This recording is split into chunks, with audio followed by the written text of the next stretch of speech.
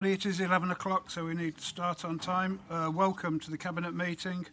The events are being broadcast on the web and they're available for looking at on archive later. Just a reminder to Cabinet colleagues, a microphone's on and off so people can hear you. So straight into the agenda, I've got no apologies for absence. So the next thing is the minutes. I move that the minutes of the meeting held on the 9th of February 2018 are taken as read, confirmed and signed. Is that agreed? Agreed. Thank you. Urgent items, there are none. Declarations of interest. Blake. The usual, Leader. I'll declare a personal interest, non-pecuniary, in passenger transportation issues. Thanks. Thank you, that's noted. Okay, agenda item 4 is response to fair funding review technical consultation on relative need. Pages 15 to 18, appendices 3 to 14. It seeks our approval for the Council's proposed response to the government consultation on local government funding. We've always said it needs changing because at the moment we're the worst funded in the whole country, so whatever they do, I'm sure we can't be much worse off. So Chris is going to present the report, and then Byron, who's done, along with Chris, a lot of work on this, will speak. So over to you first, Chris. Thank you. I've worked at the County Council for nearly 20 years and probably been involved in writing, I don't know, probably about 50 responses to funding consultations. And this is by far the most positive response I've ever written. The government's fair funding consultation does pick up on many of the issues we've identified through the Leicestershire fair funding model. It suggests moving to a far simpler and transparent model, one which focuses on the key cost drivers such as population and the demographics of the local population, and most importantly, I think one which is evidence-based. Having said that, I suppose a note of caution that the devil will be in the detail and there is a long way to go. There's actually nearly 2 years until the new system's in place. And over that period, I do expect that many councils will apply pressures to make the system more complex than outlined in the initial proposals and less transparent. We're also concerned that some of the statistical techniques proposed by the government, namely regression, have a built-in bias to the current distribution of funding. And we've made that point in the consultation response. And the final point I'd make in terms of caution is it's very difficult to redistribute resources when the size of the cake is reducing, and that will be a tough thing for the government to do. Having said all that, I don't think we could have hoped for a better first consultation from the government. And the Cabinet is asked to approve the response set out in the appendix. Thank you, Chris, and thanks for the work you and your team have done on this. Byron? Yes, I agree completely with what the directors just said.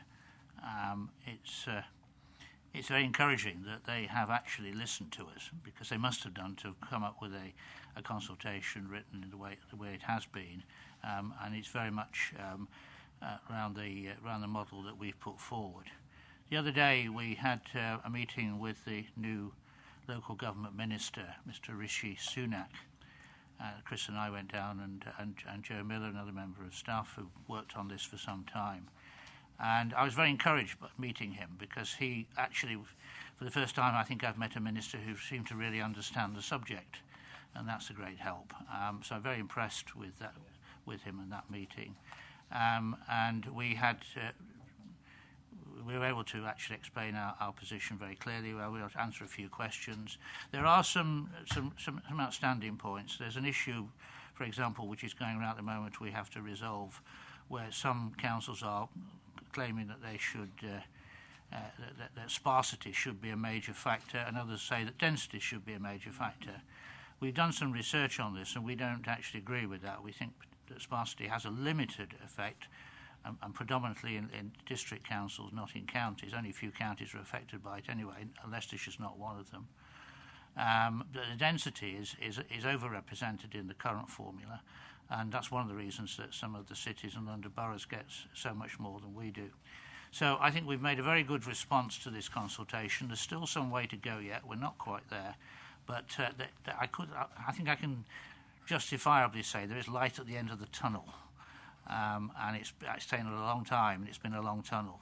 So I move the motion on the Green Order paper that this response be approved. I'll second it. Does anybody wish to speak? No. Okay, great. So moved by Byron, seconded by me. All in favour? Thank you. Thanks, Chris. Agenda item 5, determination of statutory notice for the removal, brackets closure of residential facilities at Mapperwell Hall Special School, pages 19 to 34 and appendices 15 to 76. This report concerns responses to the consultation on the proposed closure of the residential facilities at Maple Hall with effect from September. The report also refers to a recent audit of the funding for the residential facilities. Attached to your order paper as 5A and 5B are 1. A letter from Mr. J. Brooks, the head teacher, which has been redacted to remove the names of individuals. A letter from the Director of Children and Family Services in response to Mr. Brooks. Again, attached as 5C are comments from County Councillor Sean Sheehan, and I've agreed with the local member, Mrs. Taylor, I can't see her, Debbie? That Debbie, as local member, can address the Cabinet. I'm going to let her speak first, because then if she makes any points, the Director will be able to address them as he talks through the report. So, Debbie, welcome. Thanks for coming along. You've certainly done your best for Maplewell Hall, I can say that. You've got 5 minutes, Deborah, and then I'll ask Paul to speak afterwards. Thank you, Deborah. Thank you, Leader, and thank you for allowing me to speak again. As I'm sure all of the Cabinet know, I've spent a large amount of time on the proposed closure of the residential facilities at Mapperwell Hall Special School. The petition presented to full council was a very clear message from the public that this is the wrong way forward. I visited the school and spent time looking at the facilities and speaking to staff to understand further the outstanding work this school does for our special children. I've spoken on this matter at the Children's and Family Scrutiny meeting and at the previous Cabinet meeting to get my important points across and support the families and children who will be affected by this closure. There is still information in the report published stating that the evening activities will continue if the residential facilities are closed. We still have no breakdown of the costs of these activities and how the costings are split between the two. The link between the evening activities and the residential experience are so closely intertwined that I have great concern that if you lose one, the other will not have the desired effect or be funded. I asked for an explanation regarding the legal aspects of issuing the statutory notice for closure. If the statutory notice for closure is approved today, it will change the status of the school. In doing so, this removes the legal entitlement for the school to provide residential accommodation, and it would there be unlawful for the school to continue to do so. I've been working closely with the school, and they have a desire to look at continuing to provide the after-school club and the residential experience, even if the funding is withdrawn. This will take some time for the school to work with other organisations, produce a business plan and source funding to enable them to put a proposal forward. I would like the statutory notice decision to close the residential facilities from September 2018 extended to close in spring 2019. This will allow the school a year to put a proposal together while still continuing to provide residential facilities to allow continuation for the affected families. I did ask for what funding the school has received so far and updated figures. While still waiting for this information, I have now looked into the figures that were provided in the document produced for the scrutiny meeting in November 2017. At point 20, it states that assuming the removal of facilities by September 2018, the partial saving projected is £170,900. Subtracting this from the full amount allocated of £293,000, this shows that the school has been allowed £122,100 to keep the residential facilities open until the end of the summer term 2018. Given that the council have already budgeted for this amount, then there is very little additional money required to keep the residential facilities open until spring 2019, using the budget figures provided by the school of £140,000. Therefore, I am requesting that the school are given the £17,900 to allow them to keep the residential facilities open until spring 2019 for them to produce a business plan to look at other funding streams. I understand this has come late in the day, but I would just like to say that the school and parents' focus since the closure proposals were made public was to fight to keep the funding in place. As we've got further along the road and it has become more obvious that the funding will be withdrawn, the focus has now changed for the school and parents to look at alternative funding. This is the main reason I've requested that you seriously consider funding the school with an additional £17,900 until spring 2019, so the school and parents can work hard to produce an acceptable business plan to source alternative funding. Thank you very much, Deborah.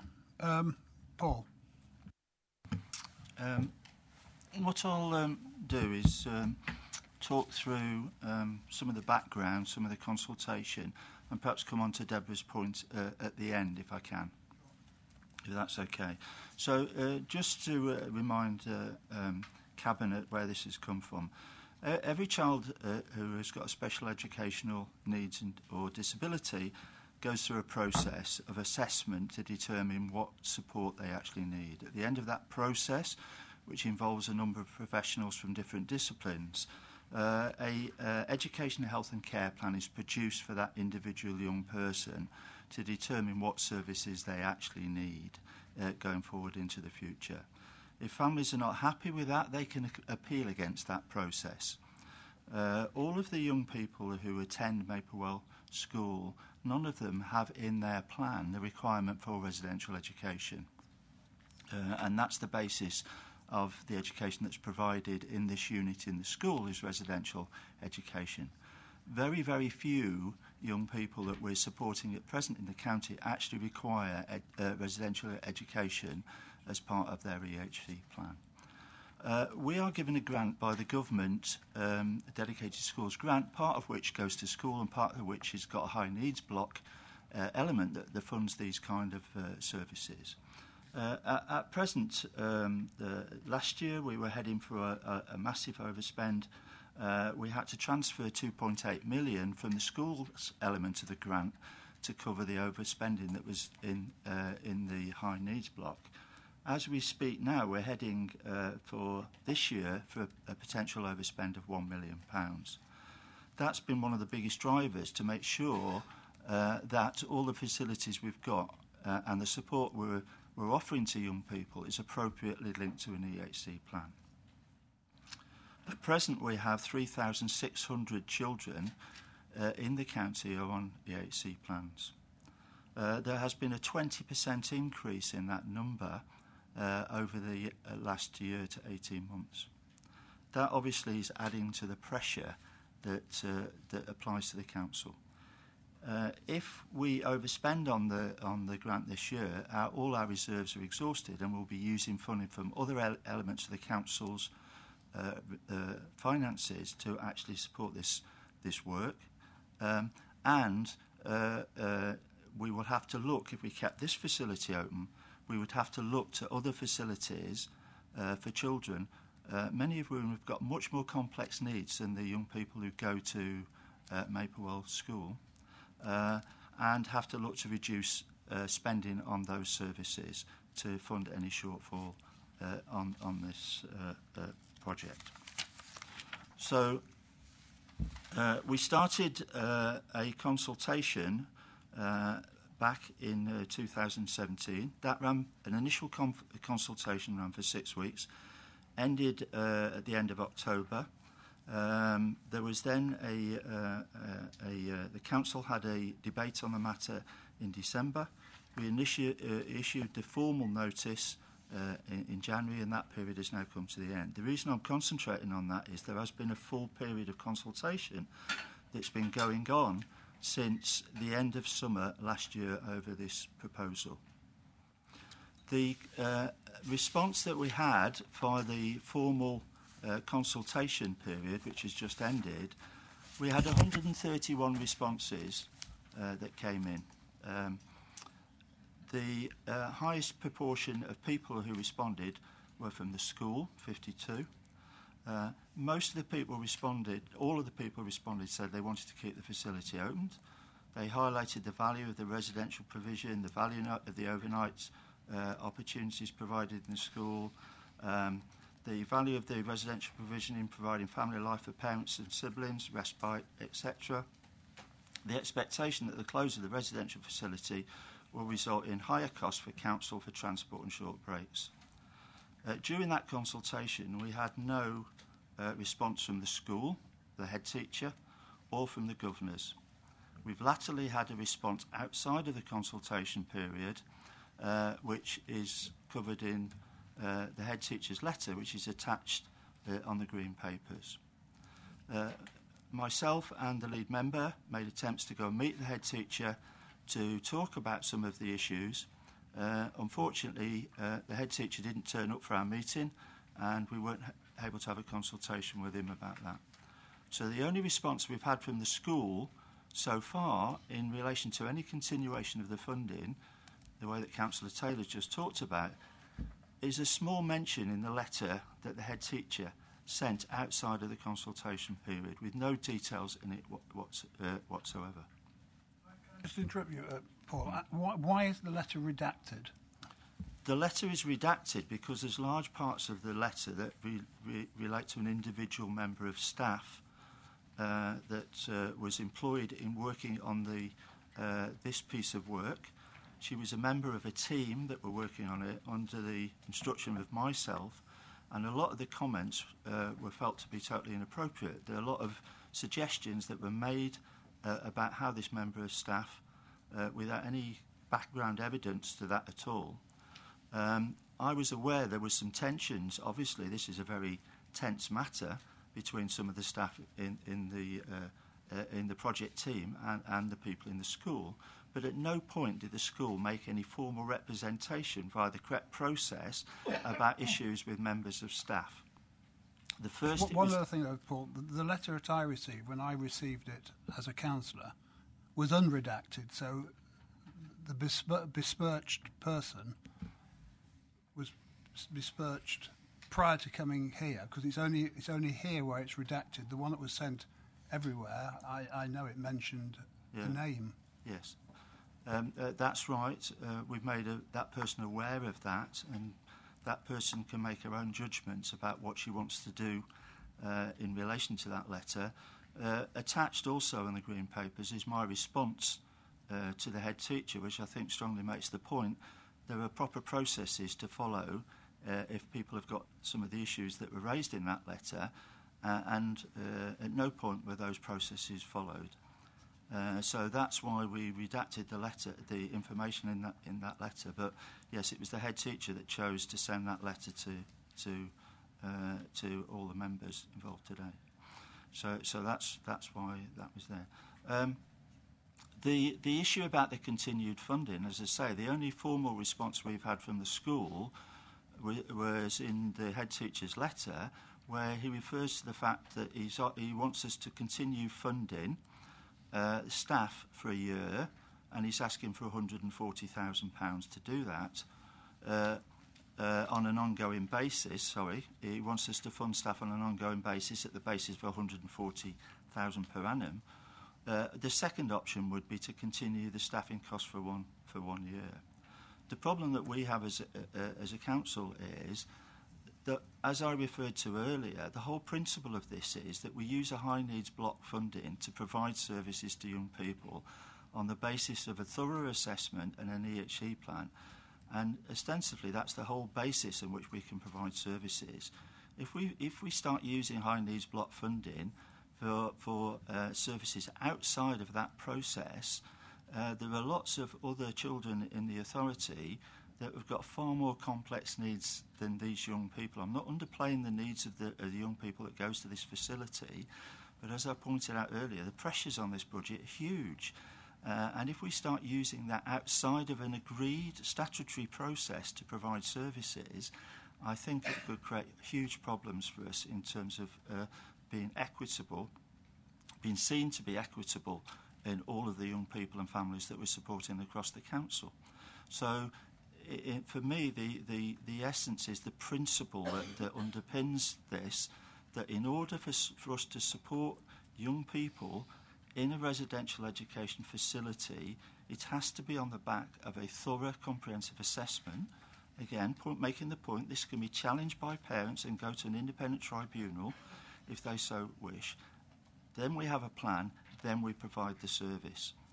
And we cannot use this funding or this facility to provide residential respite. That's not what the facility is there for, and it's not what it's registered for with Ofsted.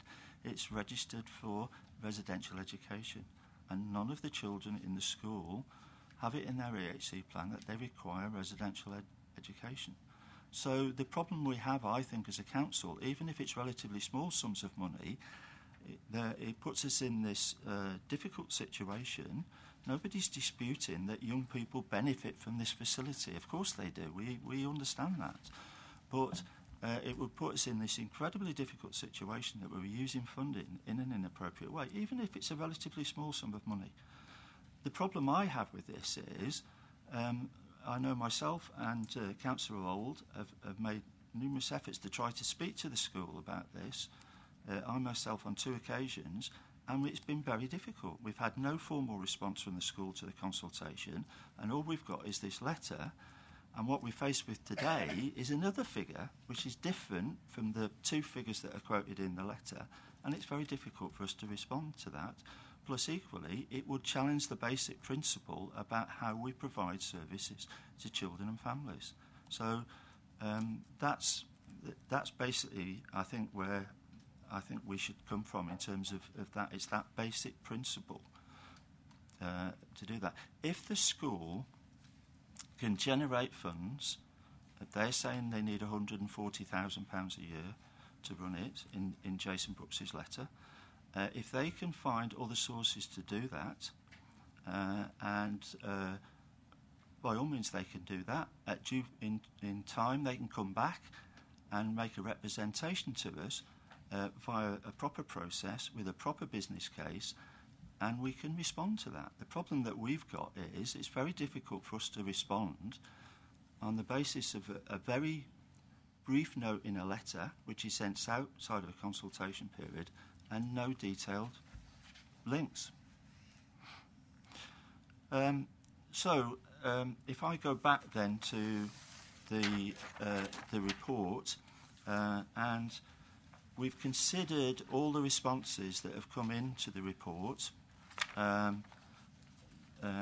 We have regard to them. We don't think that they fundamentally change the principles that were in the original report that came to you.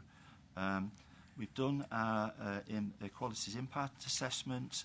You can see that attached is an audit report which relates to funding in relation to the school and reiterates some of the issues about how we funded the unit, which was on a formula basis rather than a true cost basis. And as a result of all that work, we think the situation remains that unfortunately we're going to have to recommend that we do actually close the unit. So if we can go to the recommendations now, so we recommend that objections received to the statutory notice are noted, that findings and recommendations arising from the internal audit, funding arrangements are also noted. We are recommending that the residential facilities at Maplewell Hall School be removed with effect from September 2018. That we note that the Council's high need block is not to fund residential provision or social care needs. That's funded in other areas. And on that point, I should stress that we have made it perfectly clear to families that any families feel they've got social care needs, that's a different process, and we can ask families to ask for another assessment to look at their needs. To date, we've had one request from a family to look at a reassessment for their social care needs. The 180 children actually attend the school. So that further support be given to pupils currently attending the schools to use the residential facilities families leading up to the closure. That we note the response to Councillor Taylor's request, and that on the basis of that we say that at some point if the school comes back to us with a formal proposition, then obviously we're happy to relook at that, but I don't think we're in a position to do that at this point in time. And even then, it would have to be funded outside of the use of any funding under the high needs block.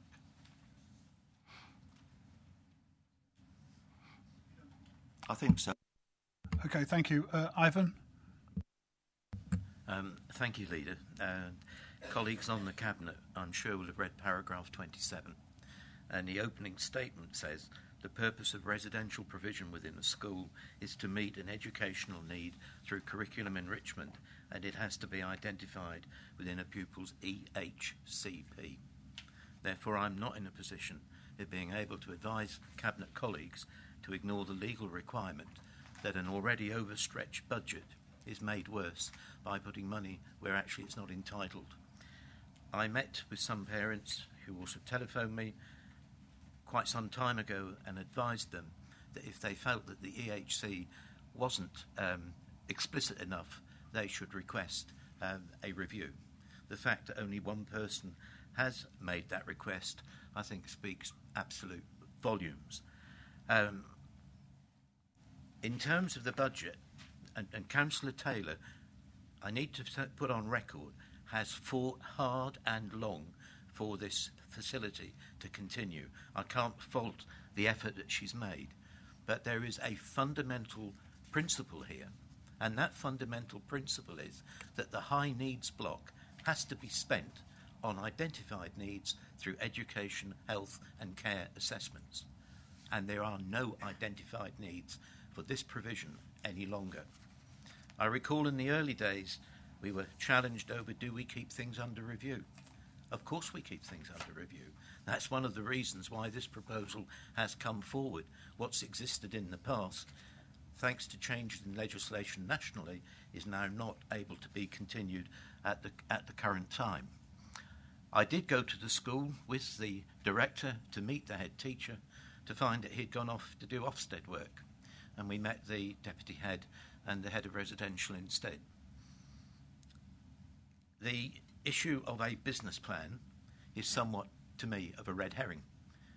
We've had months to get a business plan put together. There hasn't been a submission of a business plan, and I don't think that extending it indefinitely would actually allow one to come through. Really, in moving the motion on the Green Order paper, I think we've had very comprehensive paperwork that's come through to us. Paragraph 56 in the conclusion says, it is clear that some families may require additional support. The comments and objections now received to the statutory notice reasons do not constitute a material change to the reasons put forward for the proposed closure. My understanding is that that has legal backing, and therefore I recommend the recommendations to Cabinet. Thank you, Ivan. Byron? Yes, well, Mr. Alders made the educational case, and so has the director. My role, I think, is to say something about the finances. I think it's now being confirmed, and it may be at last be accepted, that the high needs block is overspending, and that the expenditure on this facility cannot be contained within it. And therefore we have to move forward to remove that possibility. If a business plan were to come forward, as has been suggested, that's for the future to look at, but not for today. So our duty here today, I'm afraid, has to be to accept the recommendations put before us, and I'll second what Ivan has proposed. Thank you, Byron. Rich? Thank you, Chairman. It's a very complex story, and it's taken a huge amount of understanding of everybody in this room to follow it. But in essence, it boils down to three simple elements to me listening to the note, what we've just heard today. The first is staggering lack of dialogue between the County Council and the school. That has to be wrong. It just has to have been better than this. And to come into consultation after the consultation period closed down is just wrong. It doesn't help you do your job properly. Councillor Taylor, I mean, just absolutely what anybody would expect well, in fact, over and above any councillor I could think of ever in all my knowledge would ever have put the time in. And the third part is the door is open. That is what Paul has said twice. It's been reconfirmed by the portfolio holder. The door is open. If the proper dialogue comes back in and you go back after today and you say, OK, what can we do now to start phase 2 to get this reopened? Where do we get the funding from? What do we do? Put the business plan together. You've heard it from the director, and I think you've heard it from the portfolio holder. The door is open. That really is, it's not good enough for today in terms of getting the answer you want, but this process hasn't been followed properly in terms of the lack of dialogue. The door is open. I think there's still work to do, and I'd hope you'd be able to come back with a properly costed proposal, but I will support the recommendation. OK, I've no other speakers. Moved by Ivan, seconded by Byron. Recommendations A, B, C, D, E, F. All in favour? Thank you. Thank you, Paul. Thanks, Deborah. Agenda item 6, Leicestershire's policy on admissions to mainstream schools, determination of admission arrangements. Pages 35 to 42, appendices 77 to 108.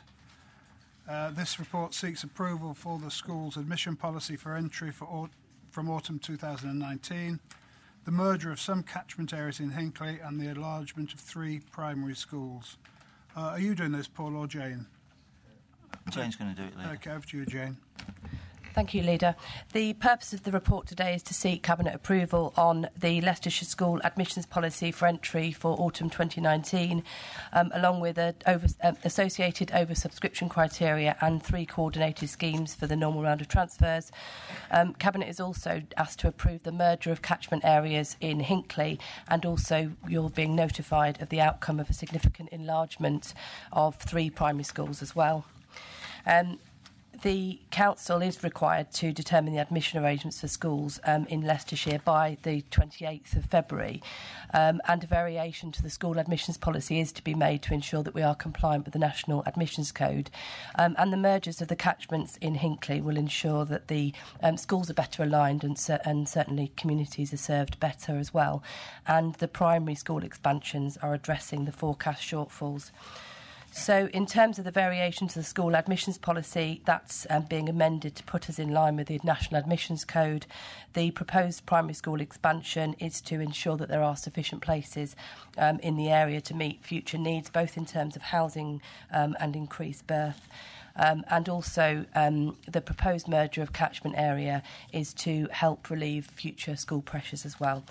So we have consulted on this, and the paper summarises the responses to the consultation, which are largely positive. So it's recommended that the policy for entry for September is approved, the oversubscription criteria and 3 coordinated admission schemes be approved, the catchment mergers in Hinckley are approved, and it's noted the statutory notices will be launched following the significant enlargement consultation of the 3 primary schools. Thank you. Ivan, sorry. Thank you, Leader. I will move the motion on the Green Order paper. Very pleased that we are dealing with the issue that was referred to in paragraph 18, where we had been found out of order in terms of implementing the National School Admissions Code. I'm also very pleased about the primary school expansions in the Hinckley area, which David Atterbury and I have had many hours of discussion on, and I'm pleased with the proposed merger of catchment areas in Hinckley. So I'd recommend the proposals on the Green Order paper to Cabinet. Louise? I'm happy to second that. No other speakers, so all in favour, please show. Thank you. Thank you, Paul, Jane, David. Agenda item 7, Leicester and Leicestershire Strategic Growth Plan Consultation Draft. We've got pages 43 to 52, appendices 109 to 156. This paper recommends a response to the consultation draft. As it is likely that we want to make a joint statement with the City Council on the strategic transport assessment when it is ready, it's proposed to delegate this to the Director of the Environment and Transport, who will consult with Blake, who's the Cabinet lead member. So if you introduce it, Tom. Yes, thank you, Leader. Cabinet has previously been updated on the preparation of the Strategic Growth Plan and in November approved the process for consulting on the draft document, and that consultation exercise is now underway. The SGP, Strategic Growth Plan, which is included in the appendix pack, is an important document. Once approved, it will set the strategic context for the development of Leicester and Leicestershire up to 2050, and as paragraph 16 states, it will help the Council and its partners plan effectively for the future and ensure local control over the accommodation of future housing growth. And it is the product of extensive collaboration between the County Council, City Council and the local planning authorities in the county, together with the LEP, and increasingly seen as good practice, best practice in strategic land use planning by the government and others. Paragraphs 21 to 25 set out the key elements of the plan, with paragraphs 26 to 27 summarising the proposed locations for growth. A major element of this is the proposed A46 expressway, a key infrastructure project in the Midlands Connect strategy. One of the key roles of the Council is the preparation of transport evidence, and a strategic transport assessment will be published shortly. And as you said, Leader, Cabinet is asked to approve that the approval of any joint public statement on the findings of the assessment be delegated to the Director of Environment and Transport in consultation with the Cabinet lead member. It's also recommended that Cabinet welcomes the draft document and approves the submission of the comments set out in paragraphs 33 to 36. These comments welcome the plan, and they also note that the housing figures it contains will need to be kept up to date as new evidence emerges, but also that they are the best evidence available at the moment and provide an appropriate framework for the long-term planning of the area. Scrutiny Commission did consider the paper, and its supportive comments are set out in Appendix B, recommendations as on the order paper. Thank you, Tom. This is a piece of very good work, especially when you bear in mind the Prime Minister's announcements and various Secretaries of State announcements on the importance of housing to the country and making sure we get the numbers and also get the numbers of houses built and in the right place. So no point putting houses if there's no roads getting to them and no schools, no hospitals, no doctors, surgeries and things like this. So I think this is a piece of excellent work between the county, obviously colleagues in the city, but also district colleagues as well. They've done well with this, and of course we've engaged with the LEP. So we tick all the boxes which we're supposed to do, and I haven't sat on the so-called MAG. Byron sat on the MAG, and he'll speak to it in a minute. But I'm happy to move the motion on the order paper and thank all those people for the good work in getting this together. Byron. Yes, and I shall second that motion.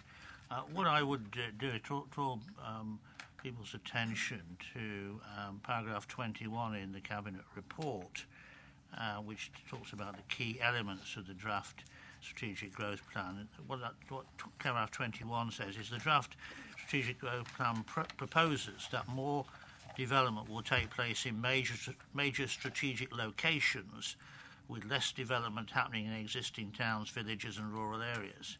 In so doing, to focus development along transport corridors and close to employment centres. And that's the key change of emphasis which this will bring about after 2031 or 36. It comes in effectively after 36 and up to 2050. And I think this is exactly in accordance with the aspirations of people who live in the county. So I'm very much in favour of it, and I have no hesitation in, as I say, in seconding the motion and voting for it. Thank you very much, Byron. Blake? Many thanks, Leader. I just want to endorse the comments you made. Personally, I'm very much in favour of all the recommendations, and I commend the work that's gone into the Strategic Growth Plan. As a relatively young councillor, although I am ageing by the day, by the year, I feel quite passionately about housing, particularly for young people.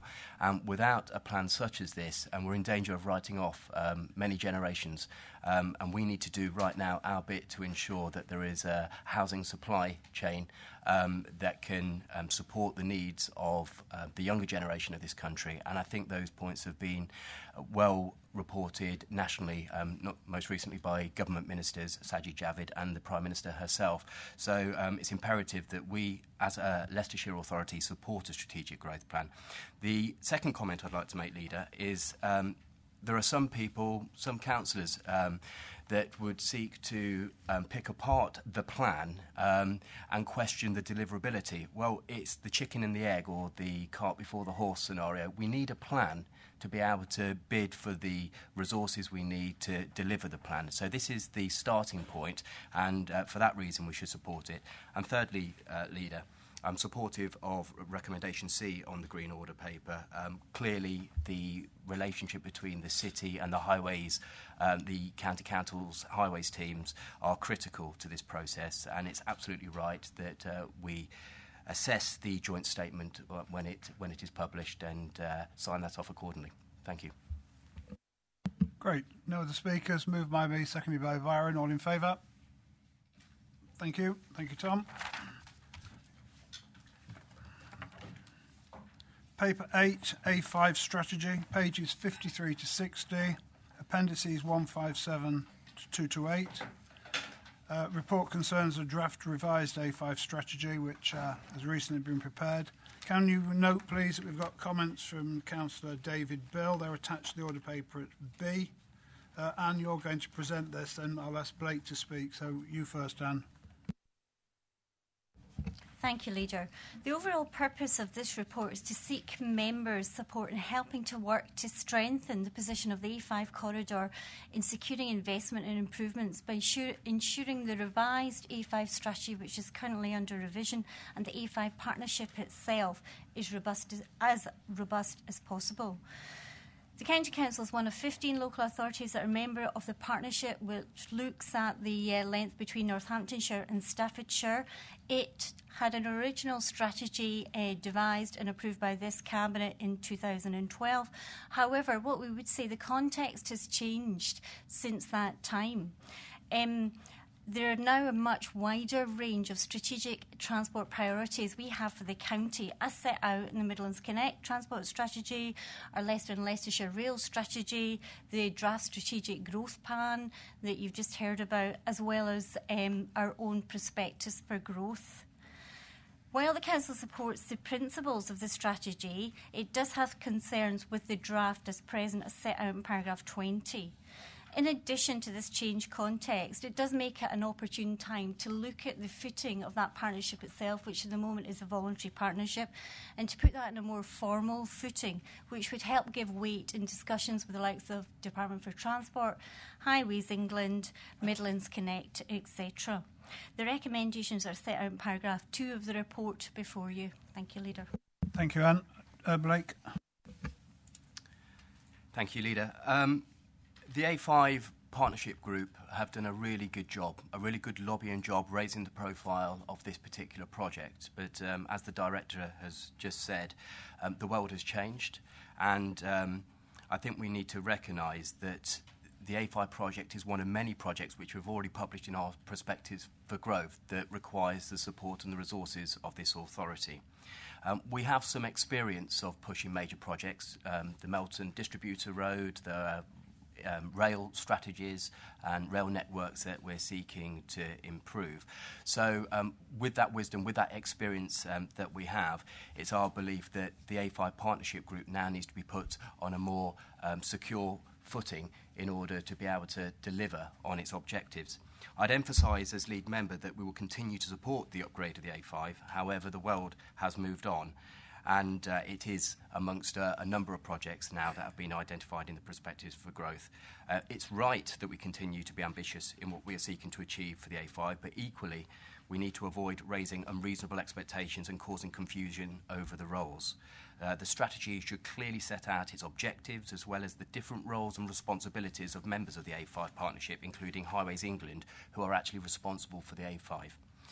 With government increasingly operating a competitive funding environment, as well as placing increasing importance on organisations such as Midlands Connect, it's important that the A5 partnership operates in an open and transparent way. And for those reasons, Leader, I fully support the recommendations in the Green Order paper and will move them accordingly. Thank you.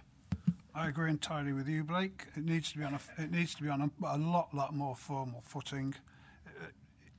This sort of body has to speak to government, as you say, Highways England, Midlands Connect, Midlands Engine. So it needs to be a lot more strategic.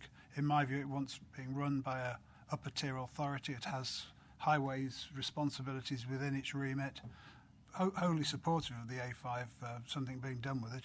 It's dreadful, especially as it goes past Hinckley and the low bridge and the Dodwell's this and the turn to the right, but it just needs to be a lot more strategic, and the recommendations in here will achieve that. I've said my bit, now it's over to Ivan.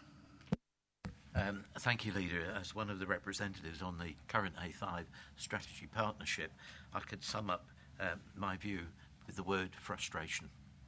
We appear to be going nowhere under any form of speed whatsoever, be that a Snail or a Donald Campbell record attempt. The bridge always dominates. The police have the responsibility for taking prosecutions against those lorries that collide with it. There is no evidence that they've ever taken such a prosecution out.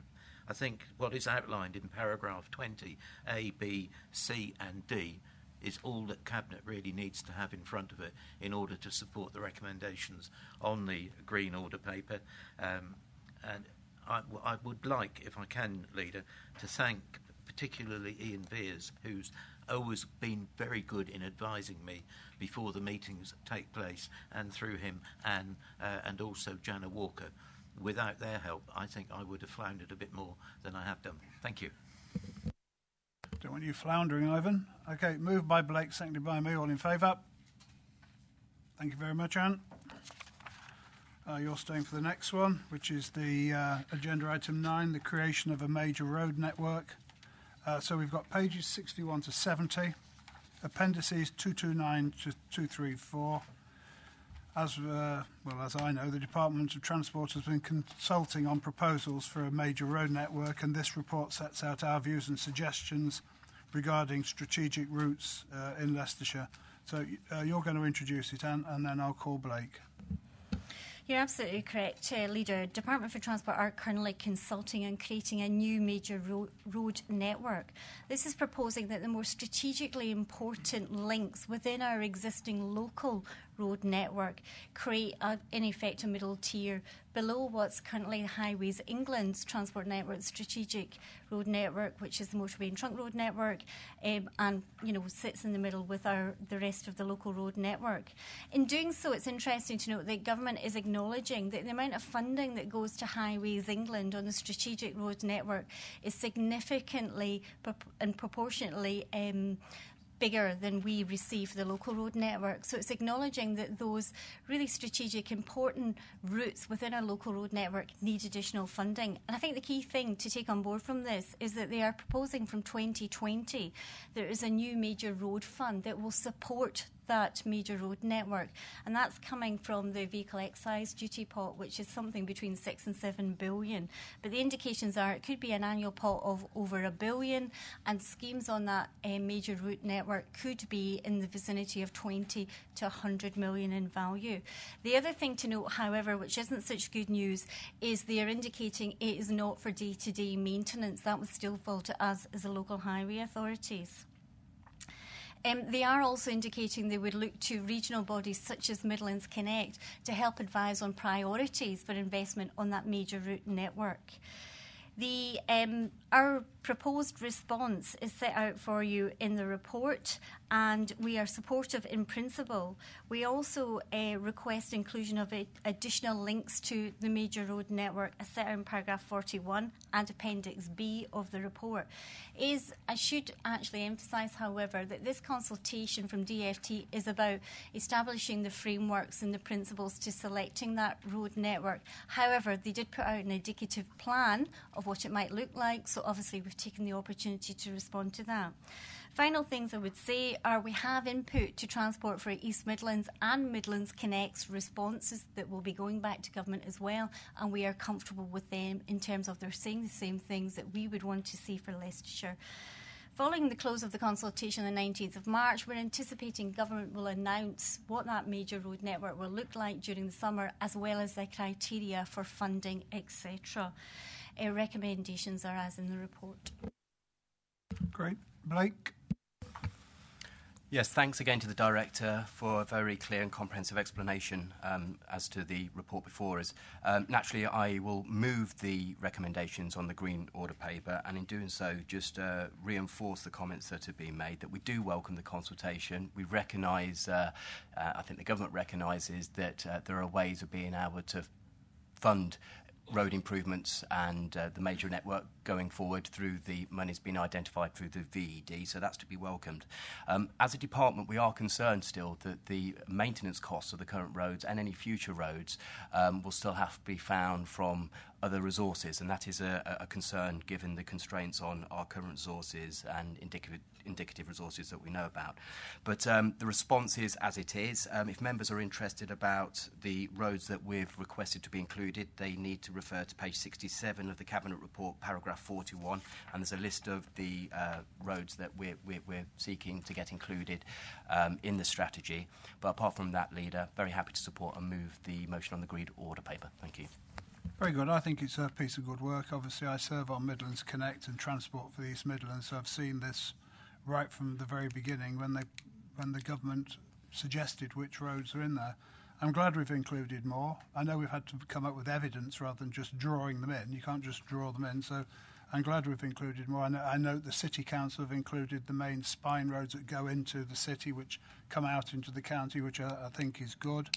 And I also note that obviously the vehicle excise duty, some of the money is going to be allocated to the major road network. So what we'll have to do going forward is make sure we get good evidence in through Connect, because that's where the money will be divvied out from. So although a lot of people don't appreciate Midlands Connect and Midlands Engine, they are getting more and more important for us to get money into our road network. Mind you, having said all that, I support the recommendations on the paper. So no other speakers. So moved by Blake. I'll second. All in favour? Thank you. Thank you, Anne. Oh, you're staying here for this one. Of course you are, Anne. Agenda item 10 is the mainstream and special educational needs home-to-school transport policy. So again, we've got pages 71 to 86. And we've got appendices. It actually says wrong on my thing. It says, oh no, it doesn't. Appendices, there's a lot of them. 235 to 318.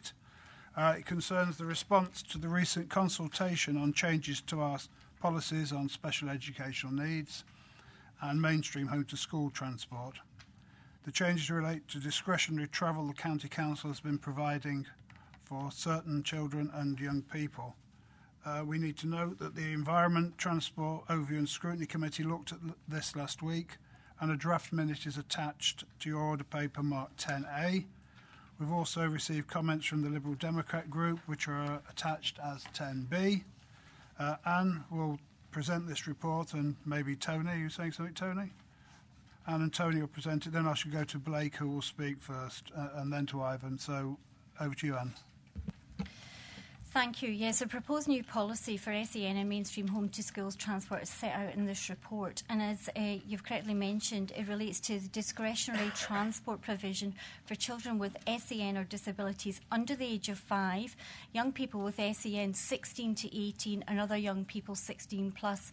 So we just emphasise at the outset, it does not affect anything we were doing for the statutory age group of 5 to 16, just to make that clear. We consulted on 3 options between September and December last year.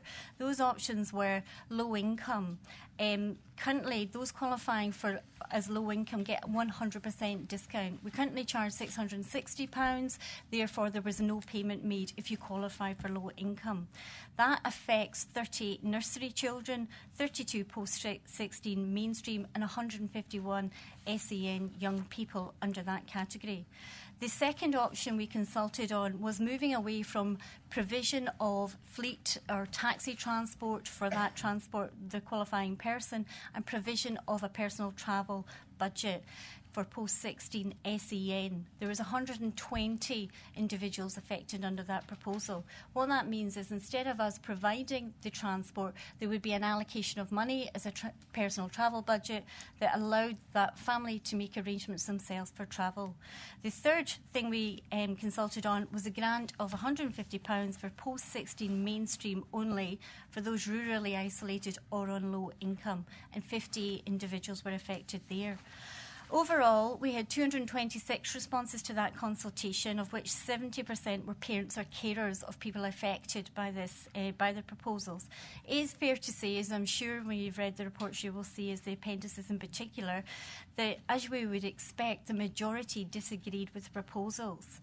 For instance, for low-income discount, between 62 and 80% disagreed, and that was across the different age groups that we were looking at. For post-16 SEN moving to personal travel budgets, 83% disagreed and another 29% felt this would negatively affect their family, health, relationships and ability to maintain employment.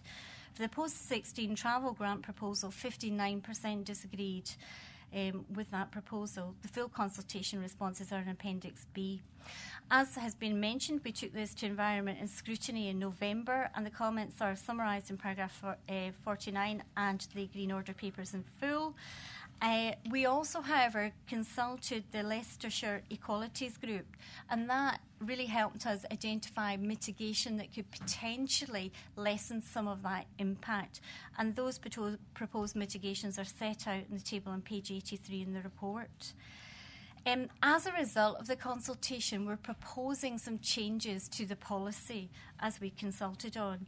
And these are the proposals that are set out in paragraph 3, page 71 of your report. Fundamentally, in summary, that is the low-income exemption reduces from 100% to 50% for nursery and post-16 SEN. That means families would pay £330 towards the cost of their annual transport. The personal travel budgets for eligible 16 to 18s with low-income families receiving a discount, meaning they would receive an additional £330 allocation over their calculated personal travel budget.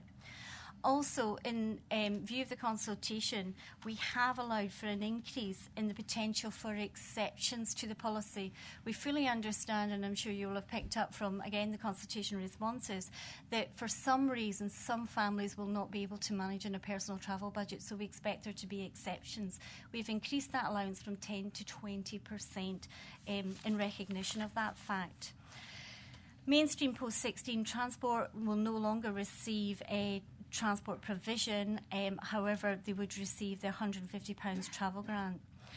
We took those revised proposals again to Environment and Transport Overview and Scrutiny earlier this week, and their comments on that are contained under item 12 in your order papers. I would just finally mention that we did involve the chairs of both Children's and Families and Adults and Communities Overviews and Scrutinies Committees, because we recognise this potential implications in other areas. So they have been fully engaged and commented throughout the proposal. Final point, subject to Cabinet approval, this policy would come into effect from September 2019, so a year in September. Thank you, Chair. Thank you. Blake? Thanks, Leader. Can I firstly pay thanks to the scrutiny body chaired by David Slater, who did a very thorough scrutiny of this policy last week. The comments were very helpful, and they've been recorded as such within the supplementary documents here under 10A. And equally, can we note the comments of the Liberal Democrats under 10B? This was a matter of debate at our full council meeting a couple of weeks ago, and I pointed out then that we recognise this is an extremely sensitive area. It is a policy where much work has already been put into scoping it and drafting.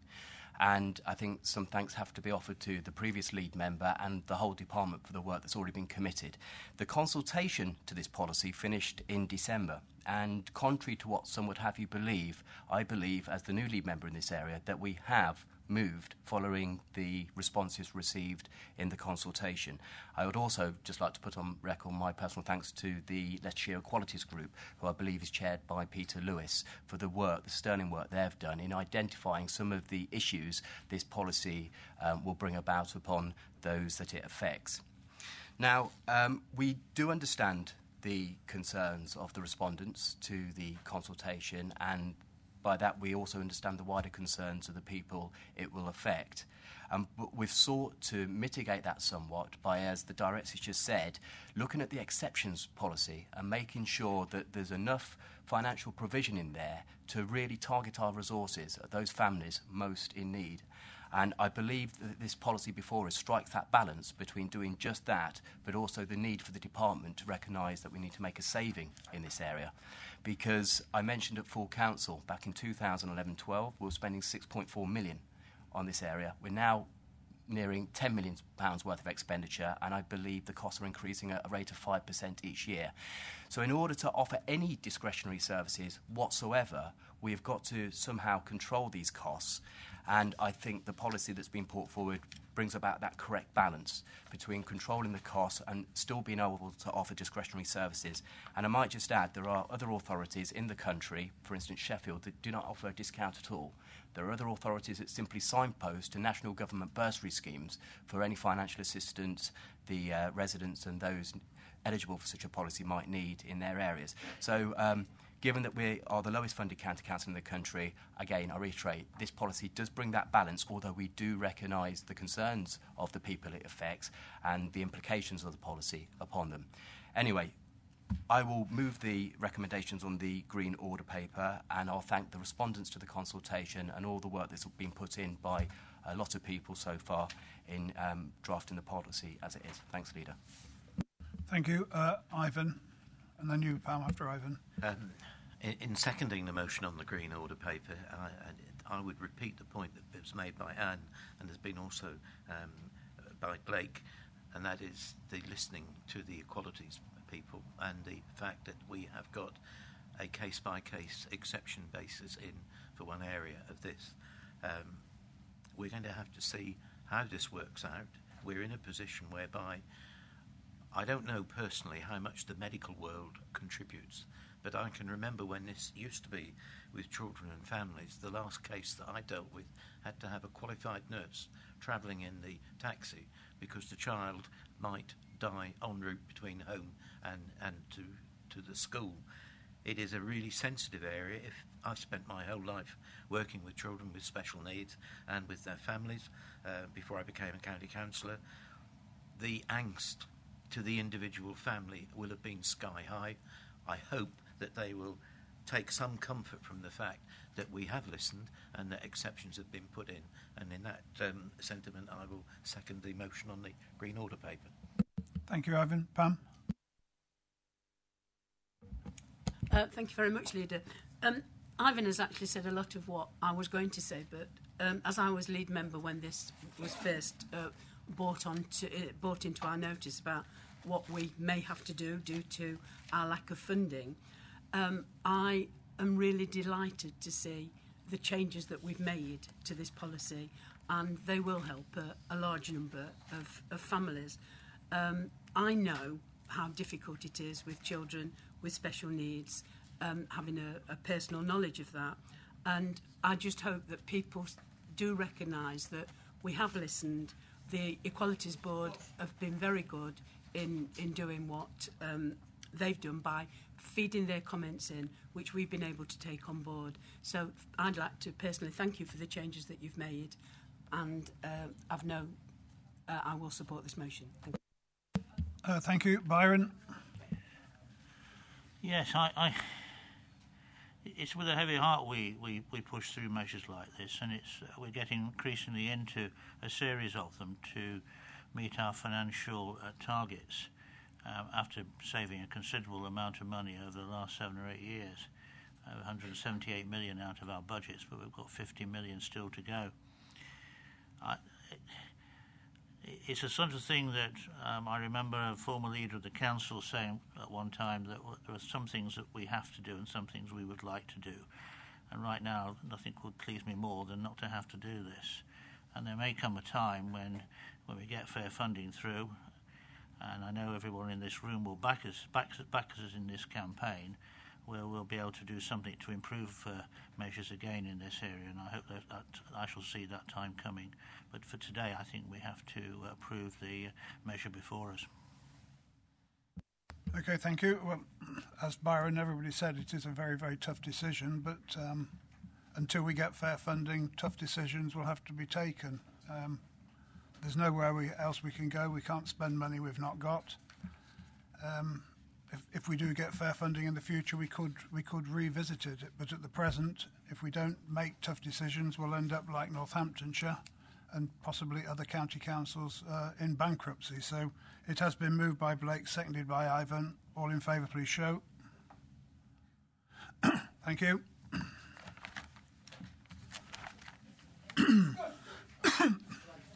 Agenda item 11. We'll just wait a moment.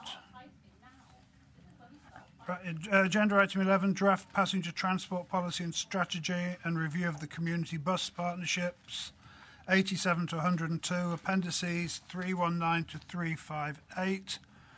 This paper seeks our approval for consultation on a revised passenger transport policy and strategy. We need to review how we best use our limited funding to support passenger transport and that best meets people's needs. Again, Anne will explain the proposal, then we'll come to Blake. So over to you, Anne.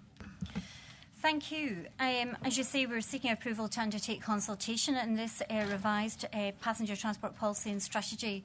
We as a County Council and a local transport authority have a statutory duty to secure provision of passenger transport services as we consider it appropriate to meet passenger transport requirements. This does not mean, however, we have to provide subsidised buses. In doing that, there is discretion in how we do that. We currently spend £2.4 million on passenger transport services in total, and that's broken down for you in paragraph 27 of the report, of which just under £2 million is on bus services.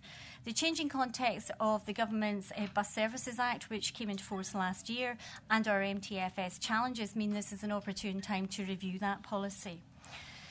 And the draft set out in front of you are contained in Appendix D and E in full. And I would just highlight our proposed policy approach. There are 4 elements to this. The first element is there's an emphasis on supporting the reliance on the already commercially operated market and supporting that and helping that grow as much as possible. The second is seeking and investigating whether community-based solutions can be feasible to meet those passenger transport needs. The third is ourselves as a local transport authority intervening when those 2 former ones are not actually operating in that area. Again, I would emphasise that doesn't necessarily mean it would be a subsidised bus in terms of that intervention. And lastly, there may be a few circumstances where it's not actually possible to meet the needs of that particular area. We propose a consultation from late this month into mid-June, and as part of that I would just emphasise that we are actually proposing to have a bit of a live demonstration of some of those alternatives, such as the demand responsive transport, and that would run for a number of weeks within that consultation period. Subject to approval to go ahead, we'll bring back the final draft policy to Cabinet in the autumn with implementation provisionally from April 2019. Final point is for reassurance, in the interim, all the current subsidised bus services have been extended until June 2019. Thank you. Thank you, Anne. Blake? Okay, this is a policy we're bringing forward, but based on logic, actually, unlike the last policy, which is based on necessity, and we've had to find a way of controlling the demand. At the moment, I'm not convinced that we actually have a robust criteria by which we assess where we spend our money in terms of subsidised bus travel and subsidised transport. So I think it's important to the Leicestershire County Council that we create some equitability and some set of clear criteria so everyone's aware as to how we spend this money. So although part of the objective is to make a saving of around £400,000 to £500,000, I believe we can do that by applying some sensible criteria which will need to be consulted upon across the county, particularly in those areas that will be affected by the policy.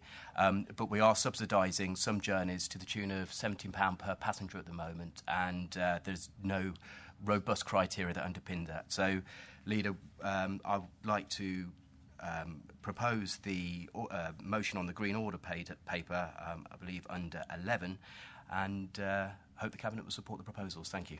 Great. Richard, I think you're seconding. Yes, thank you, Leader. I'd like to second that, and I particularly want to pick up on Blake's use of the words robust criteria. I'm very pleased there will be a period of careful evidence gathering and consultation. We've dealt this morning with some very, very sensitive and tense matters, and you would think, I suppose one can say, the public gallery has to a large extent cleared, the media have gone. That appears to indicate that the earlier matters were the most sensitive. But let's just not overlook the fact that this item too is not uncontroversial and will cause concern to some people.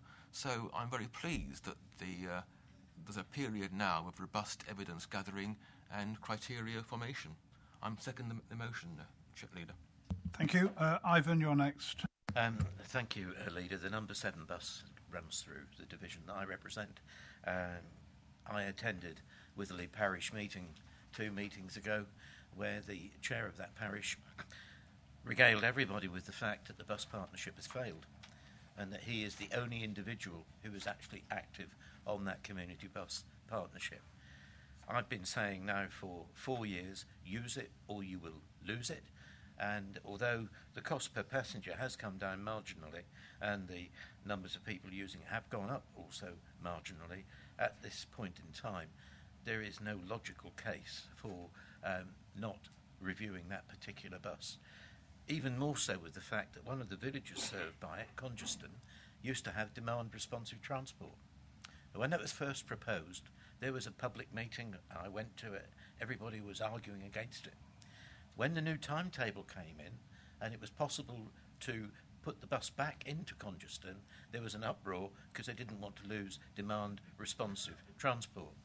So, purely and simply for the number 7 bus, that community bus partnership, with all the evidence that I've got, has not succeeded. And if demand-responsive transport comes in as an alternative, providing we can explain exactly what that means and how successful it is, then I would hope to get the same outcome that I had in the small, tiny hamlet of Congeston. Thank you, Leader. Thank you, Ivan. Byron?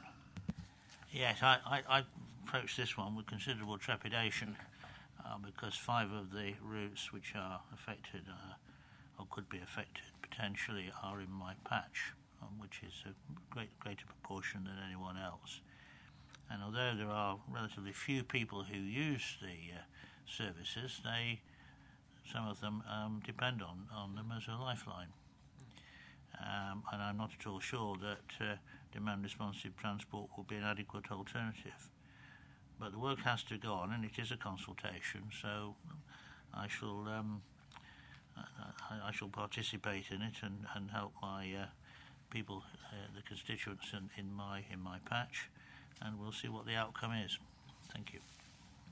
Thank you. Well, my view of it is we need to save money, obviously, as we did with the previous item, but we also need a proper, robust policy. And if you look at some of the buses, where they're going now, there doesn't seem to be a policy. There's DRTs all over the place, which we're not sure why they're there. We're not sure why we subsidise some bus routes. So I think need to save money, obviously, because we haven't got any, but also we need to develop this policy of what we do, where and why, so it is robust. So I could say to my people who happen to lose the 129, at least we've got a policy that you don't meet the criteria to have it subsidised, and the same would go for the number 7 or anything like that. So I think it's good work that we develop a policy.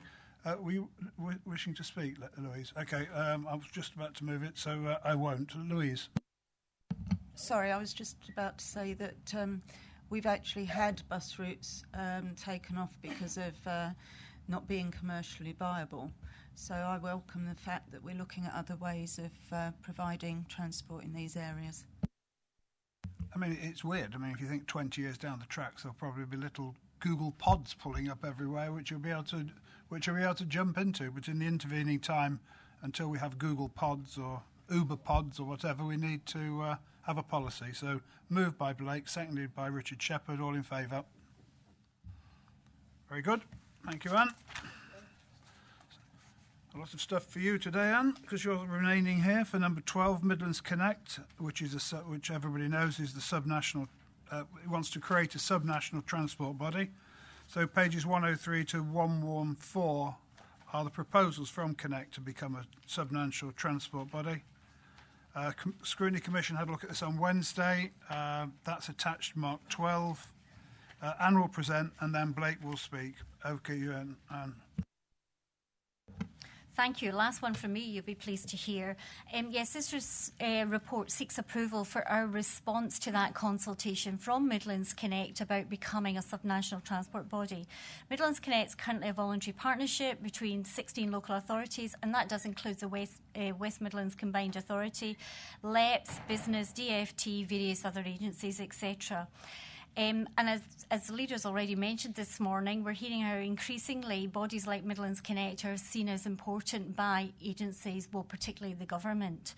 A subnational transport body has devolved powers from central government, enabling them to be a formal partner and a statutory consultee. And the indications are that government will put a lot of weight by what the likes of Midlands Connect will say to them. And that is demonstrated in the quote we've got on there under paragraph 28 in the report. To become a subnational transport body, the body itself has to set out its proposals of the powers it would like to government and then get approval from its constituent authorities, after which there's roughly about 18 months of toing and froing with government and legal processes until that can come into force with royal assent. So it's not a quick process. The specific proposals for Midlands Connect are they'd have a statutory duty to provide a regional transport strategy covering its area. Membership will be down to LTAs, i.e. local transport authorities only, and there would be co-opted non-voting members as well, but the only voting members would be the local transport authorities. The government's governance is set out for you in the diagram in paragraph 34. As you'll see, there's a strategic board of elected members, and for the East Midlands, there's 3 representatives there. One of the key points of the consultation is about the voting mechanism. They do anticipate achieving most decisions by consensus. However, where there isn't, there needs to be a voting mechanism. There's 2 options. One's a population basis per 200,000 population, and one is 1 vote per authority. The table in paragraph 43 shows the impacts of both of those. I'll just apologise for a typo now. I'll fess up. Actually, the figure for Derby City should be 1 and not 7. We are proposing the option 1, i.e. the population basis, because we do feel that that is a fairer option. The 5 main transport functions are set out for you under points A to E. And the timelines, as I say, if everything goes according to plan, would be for this to come into force spring 2020. Scrutiny Commission, as the leaders mentioned, the comments are there in the Green Order papers. They did particularly want me, however, to mention to you that their views in terms of the scrutiny function of the subnational transport body, they'd want more detail of that, but they also suggested that is populated by scrutiny members of each of the LTAs as opposed to executive members. So I did say I would particularly bring that to your attention. And the recommendations as in the report. Super. I don't know how they're going to accommodate the scrutiny of it with that many members on there. You'll have to meet at the King Power Stadium. There'll be that many people turn up. I mean, as you know, Alan, I serve on the strategic board of Midlands Connect, and I've supported this all the way through. It's something we should do. We're already behind Transport for the North. They managed to get in before us. It's what the government wants to do. We should do it. This is where money for roads and stuff is going to come through Connect, so I'm happy to move the recommendations for the reasons outlined in the report, because I think it'll be good for us. Blake? Again, I'm more than happy to second the recommendations. I just want to say that it is an important body, and we've spoken about the A5, the A46, inter-rail connectivity. All of these projects are going to be framed by the work of Midlands Connect, and it's really important that we have strong advocacy in that body, and I believe through the leader we have exceptional advocacy. It is a large body. To some extent, we're having to work with all of the other highways authorities across the whole of the East Midlands, but the prospect of having a strategic transport board, similar to what London currently has through Transport for London, is an exciting one because it allows us to regionally set transport policy and also pull on resources that we currently have to go cap in hand to the government for. So if we are able to create a strategic transport board, assuming that our own powers are subsumed into it, which is, I understand, not the proposal, that's only a good thing for Leicestershire. I'm happy to second the recommendations, Leader. Great, you're well on message. All in favour? Thank you. Exceptional advocacy. OK, you're done then now, aren't you? So, development of integrated lifestyle service for Leicestershire, pages 115 to 120, and some more pages 359 to 374. You're going to introduce this, aren't you, Mike? And then I'm going to call Pam, so I'll just straight over to you, Mike. Thank you, Leader. So the purpose of this report is to seek Cabinet approval to consult on a new proposed model for lifestyle services in Leicestershire. Paragraph 15 sets out the basis for this proposal, inasmuch as we learned a lot when we brought the Stop Smoking service Quit Ready in-house about using digital technology, web chat and text, to provide a more effective service at reduced cost that responded better to the needs of the clients of the service. And as part of the next stage in developing our prevention model for our services, I want to apply that learning to other services which are currently externally commissioned from external providers. Paragraph 16 sets out the range of services that are in scope for this particular proposal. They are largely around weight management services, so that's structured one-to-one and group support that overweight and obese people are referred to via their GP. That's currently provided by the NHS through Leicestershire Partnership Trust. It also refers to alcohol brief advice, so this isn't just when you go to your GP and they ask you how many units you drink. It's a kind of specific form of advice that they give people who are drinking slightly more than they should be. And it also, within scope, pulls in a small element of our overall approach to physical activity work that's currently delivered by districts. So paragraph 20 sets out the proposed model, which will operate at 3 levels. Level 1 is a sort of broad signposting to information and advice.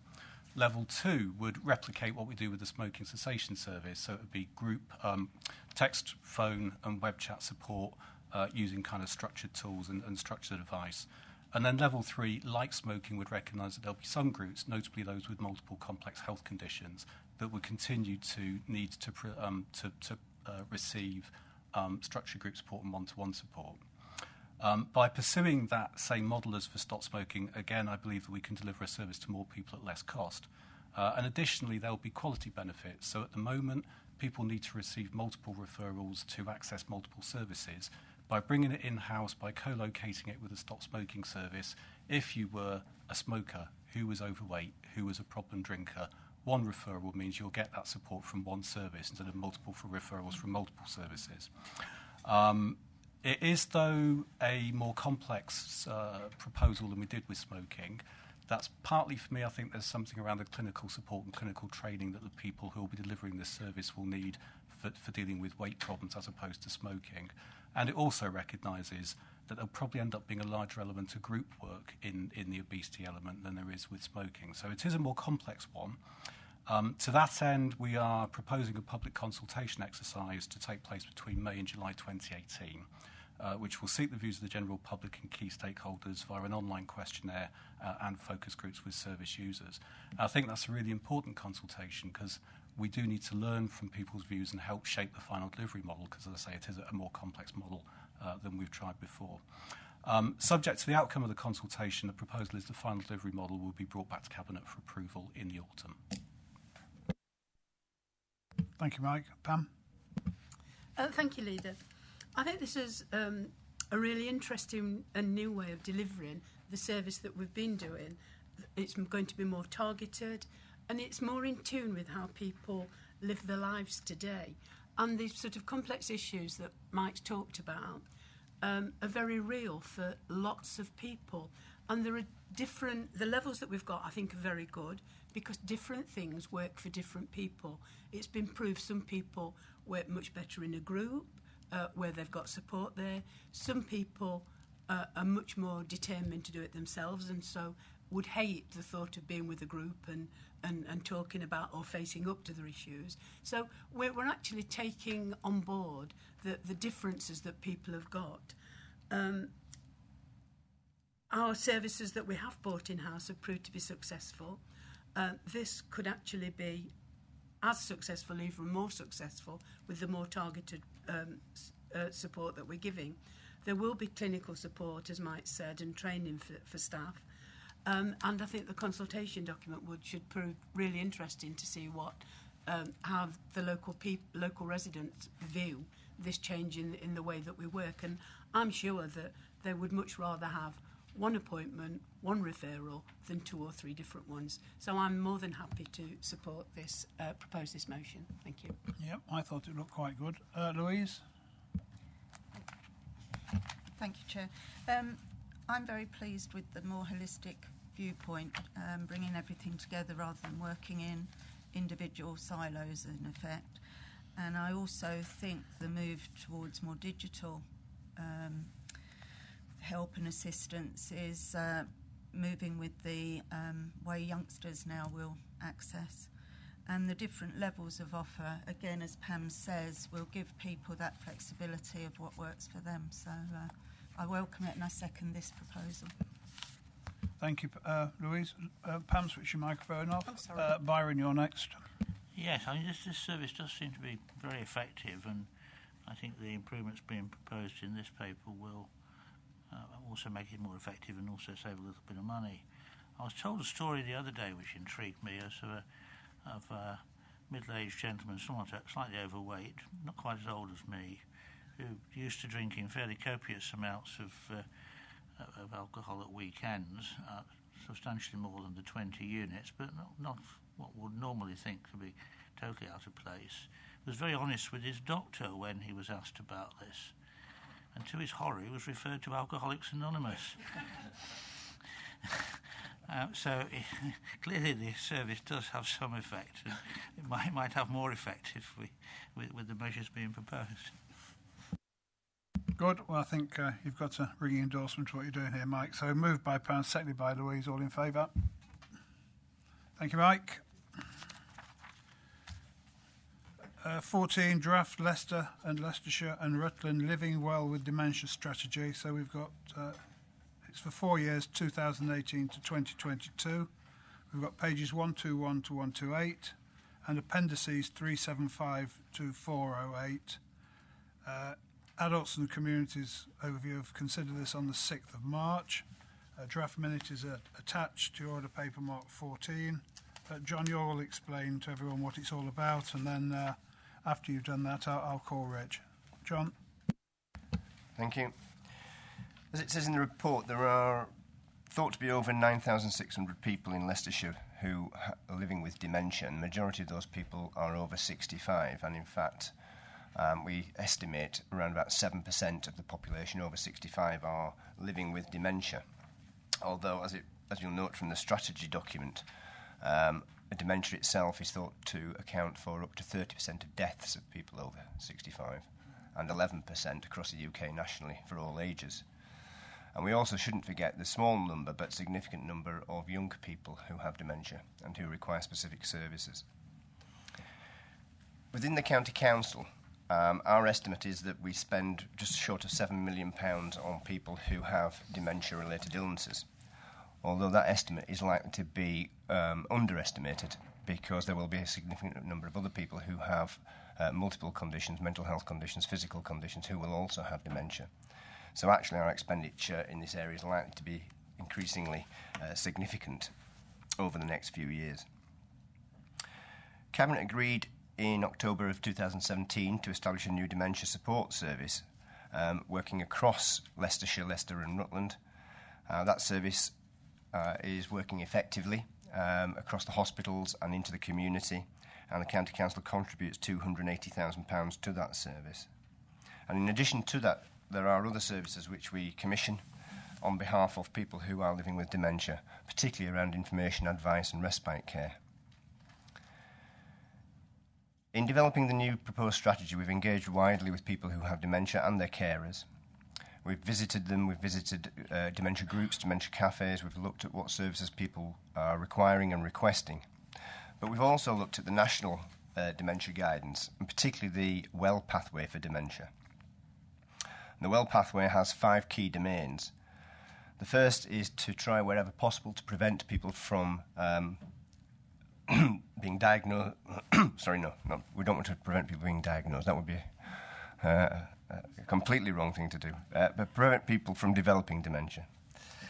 The second is that we want people to be diagnosed when they have dementia, to support people with dementia, to enable people to live healthy lives with dementia, and particularly to support people at end of life who have dementia.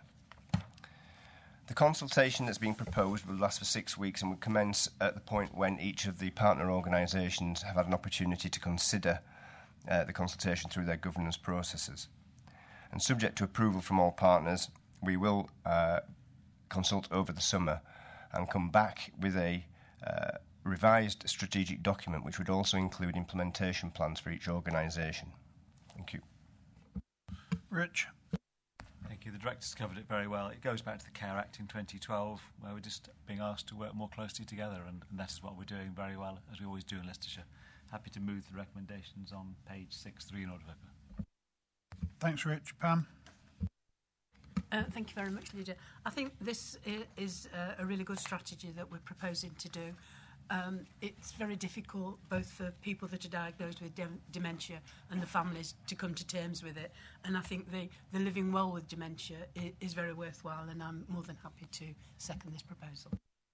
Yeah, it seems good to me, John. I mean, I know someone who's got early onset dementia, a family member, and it really is difficult sometimes because you can be talking to them 1 minute and they're normal, and you'll go back the next day and they're not normal. You know, it's a difficult thing to live with. So anything we can do to help, I'm pleased with. So moved by Rich, seconded by Pam. All in favour?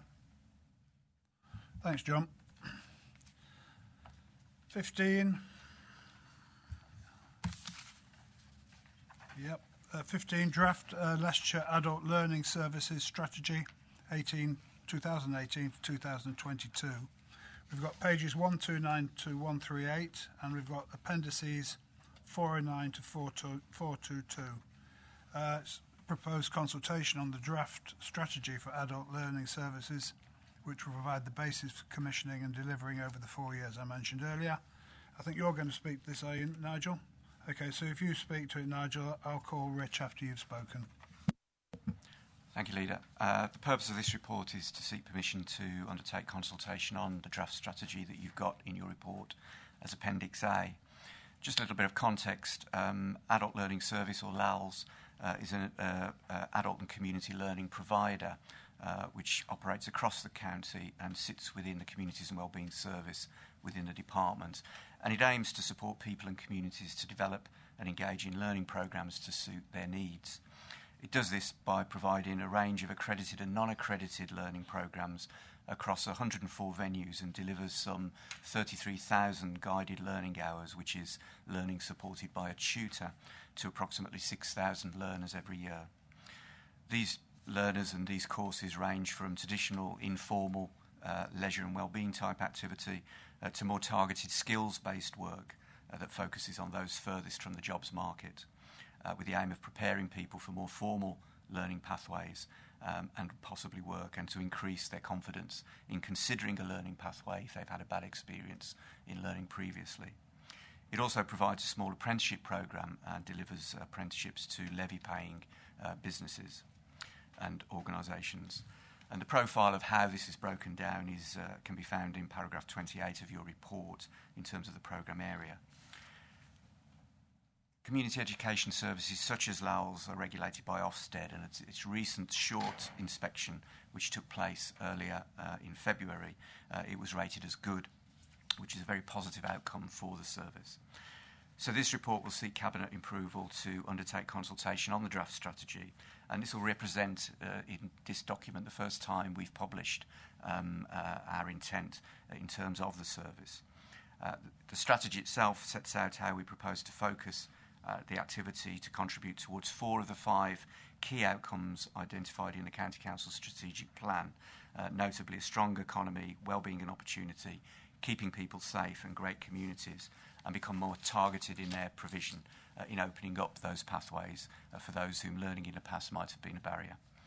It's proposed that the consultation and engagement with learners and stakeholders will be undertaken from April to May, and we'll come back to this meeting in July with a final draft.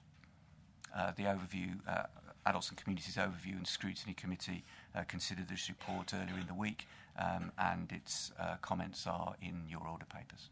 Thank you. Thank you, Nigel. Richard? This is the only bit of education not under Ivan's control, but it's and also pleased to know it's actually budget neutral. We get it exactly from outside sources, exactly what we pay, so that's also another feather in our cap. No, and it's also £5 million of money in, £5 million out. So it's a really important service. Helps people. I've been to some of the workshops who just have got coming back into the workshop, come back into the work world, don't know how to do a CV, never turned a computer on. Just helps those people form that journey. So it's really good work, and I support it. Move the recommendations on page, proposed motion on page 7. Sorry. Super. Pam.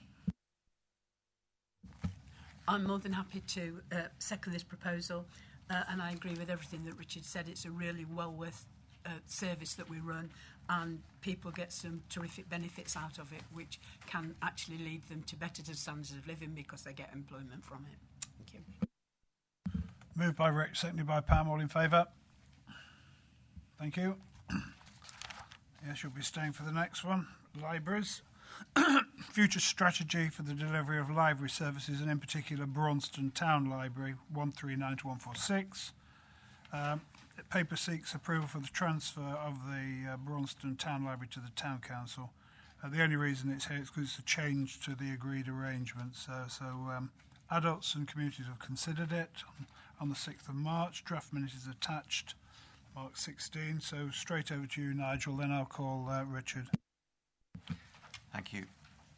So members will recall the work that we've undertaken over the past 18 months, 2 years, to transfer some 31 community libraries over to their local communities. And the purpose of this report is just to give you an update on where we are with Braunston Town Library. The background to this particular community is detailed in paragraphs 18 to 24 of this report. And in summary, we had progressed with Fabula Social Enterprise and subsequently Braunston Town Community Library Group in making the transfer to a community ownership. And this would have enabled the County Council to sublet its long-standing lease for the site for which it pays Braunston Town Council. However, the Braunston Town Community Library Group, with regret, has concluded that its plans have become unsustainable due to a variety of reasons. And I do think it's important to note that this is by no means a reflection on the hard work that those people have put in to trying to make this a reality. However, because of this, officers have considered a number of options in order to determine the future of the library and the space that's leased by the County Council. And the options are detailed in paragraph 31 of your report. The report recommends that option 2 is adopted, and this is to adopt a proposal previously submitted by the Town Council to manage the library with its own resources, but with the County Council continuing to pay its lease obligation as detailed in paragraph 18 of the report. And the reason why this recommendation is put forward is because officers feel it's the most pragmatic way to sustain the library service in that area. It does have strong support from the Town Council and the local community in terms of the Town Council offer. We are, as a County Council, obligated to honour the terms of the lease agreement, whatever decision is taken with the site. And also it would enable the library to continue to operate in its current site. So it is the most pragmatic way forward, I feel. On the 22nd of February, Braunston Town Council's Policy and Resources Committee agreed in principle to accept the offer to manage and operate the town library, Town Council library, and that the executive officer and town clerk would subsequently negotiate details to progress the transfer subject to approval this afternoon. And as has been mentioned, the Overview and Scrutiny Committee considered this report at the 6th of March, and its recommendations are detailed in your order paper. Thank you. Yep, pragmatic and sensible outcome. Richard? Yeah, exactly. I mean, I'm still a bit irked that we haven't managed to transfer all the libraries across. So this is just one more that we get across. Entirely pragmatic. It's actually the outcome that I wanted. The other bid was actually financially and in loads of ways ticked lots of more boxes, but this was common sense. The town council are there, and they were keen to do it. So I'm very pleased to see this and move the proposed motion on page 7. Thank you. Good. Pam? I'm happy to second the proposed motion. And I'm happy to vote for the proposed motion. All in favour? Very good. Delegation 17 is delegation agreement with Rutland County Council to undertake certain functions for them. Always willing to help out friendly small authorities, aren't we, John? Over to you. Thank you. Yes, the County Council and Rutland Council have had historically good relations in relation to the provision of services, particularly for people with mental health needs. And the agreement that we're seeking today is an agreement that we have shared previously. Both councils have statutory duties under the Care Act to undertake assessments of need for people and to make provision for people who have eligible needs, and both authorities have responsibilities under the Mental Health Act for the assessment of individuals. The particular statutory functions which are seeking to be delegated from Rutland to the County Council are detailed on paragraph 15, and it's intended that that delegation would last for a period of at least 3 years. Rutland Council will provide funding to cover the responsibilities that will be undertaken by the County Council on their behalf, and that funding would probably also provide some additional flexibility for the County Council. So the delegation of responsibilities would provide the most effective use of resources for both councils, and Cabinet are asked to recommend approval of the delegation to County Council. Yep, seems very good to me, but Richard's going to tell me it is. It is, Chairman. Move the recommendation. And Pam's going to second why it's a good idea.